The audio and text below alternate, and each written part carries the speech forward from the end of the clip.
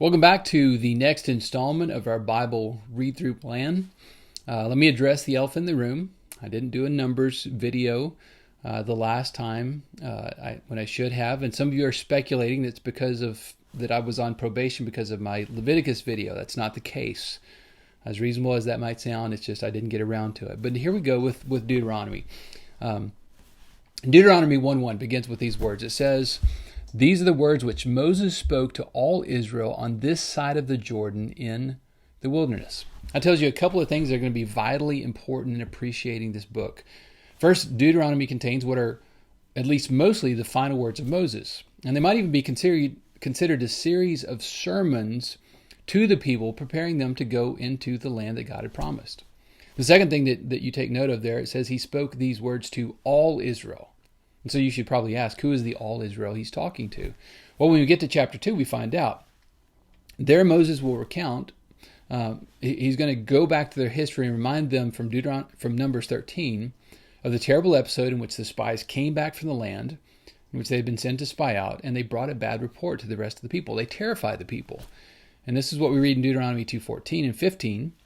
It says, "And the time we took to come from Kadesh Barnea until we crossed over the valley of the Zered was 38 years, until all the generation of the men of war was consumed from the midst of the camp, just as the Lord had sworn to them. For indeed, the hand of the Lord was against them to destroy them from the midst of the camp until they were consumed."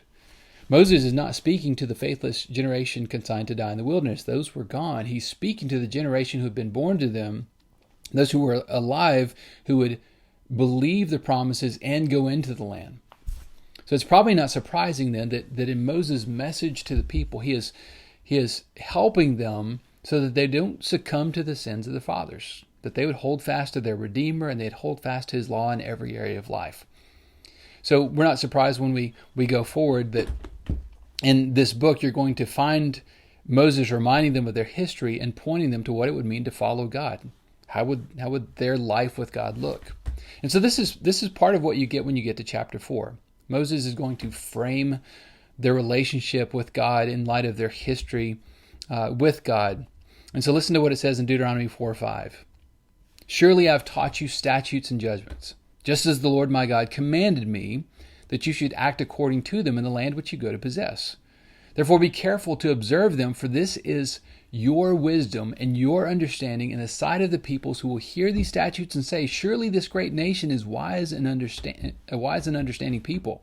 For what great nation is there that has God so near to it as the Lord our God is to us? For whatever reason we may call upon him. And what great nation is there that has such statutes and righteous judgments as are in all the law which I set before you this day?" So you see, they were living in incredible privilege in this relationship to God. But that relationship also had stipulations, it had requirements, and it had implications. If you keep reading, he says in Deuteronomy 4:19, "Only take heed to yourself, and diligently keep yourself, lest you forget the things your eyes have seen, lest they depart from your heart all the days of your life. And teach them to your children and your grandchildren, especially concerning the day that you stood before the Lord your God in Horeb. And the Lord said to me, gather the people to me, and I will let them hear my words, that they may learn to fear me all the days they live on the earth, and that they may teach their children." He goes on, the Lord reminds him of the episode at Horeb, and he says, "You heard the sound of the words, but saw no form, only heard a voice. So he declared to you his covenant, which he commanded you to perform, the 10 Commandments. And he wrote them on 2 tablets of stone. And the Lord commanded me at that time, he commanded Moses at that time, to teach you statutes and judgments, that you might observe them in the land which you cross over to possess."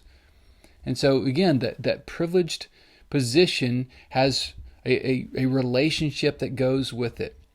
Many commentators, when looking at the book of Deuteronomy, they have said it fits this ancient Near Eastern pattern of what is called a suzerain-vassal treaty. It is the sovereign subordinate relationship where a king would impose his power upon those beneath him.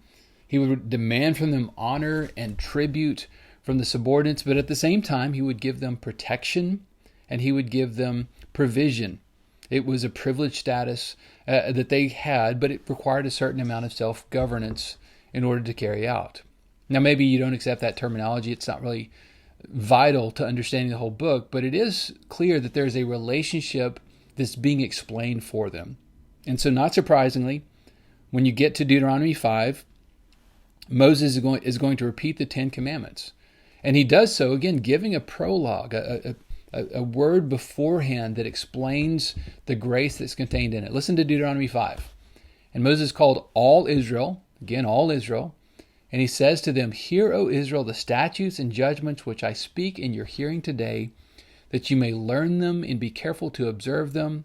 The Lord our God made a covenant with us in Horeb.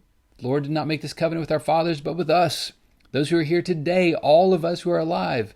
The Lord talked to you face to face on the mountain from the midst of the fire. I stood between the Lord and you at the time to declare to you the word of the Lord. For you are afraid because of the fire, and you did not go up to the mountain." The Lord said, "I am the Lord your God, who brought you out of the land of Egypt, out of the house of bondage." He gives them the gospel again, and then, of course, he lists for them the Ten Commandments. And friends, that's pretty much it. That's what you get thereafter in the book of Deuteronomy. Moses explains and he applies the law of God, and he explains and applies the grace of God. He illustrates from history, and he demonstrates what it would mean for them not to fall into the sins of their fathers. And he reminds them of what it is to have this relationship that's based on a substitutionary sacrifice before their God, and what it means to walk in holiness. And he tells them what they can expect. Obedience will bring blessings, and disobedience will bring curses. In many ways, when you read Deuteronomy, it's the easiest of the books of the Pentateuch, the first 5 books, maybe outside of Genesis. It's the easiest to understand. And what's clear is, even from Deuteronomy chapter 5, the people understand it. It says in Deuteronomy 5:27, the people told Moses, "You go near and hear all that the Lord our God may say, and tell us all that the Lord our God says to you, and we will hear and do it." Then the Lord heard the voice of your words when you spoke to me, and the Lord said to me, "I have heard the voice of the words of this people which they have spoken to you. They are right in all that they have spoken. Oh, that they had such a heart in them that they would fear me and always keep all my commandments, that it might be well with them and with their children forever." Friends, I hope that you will hear this word and you will receive it, and it will be well for you and for your children after you. Thanks for tuning into this. We'll see you again soon.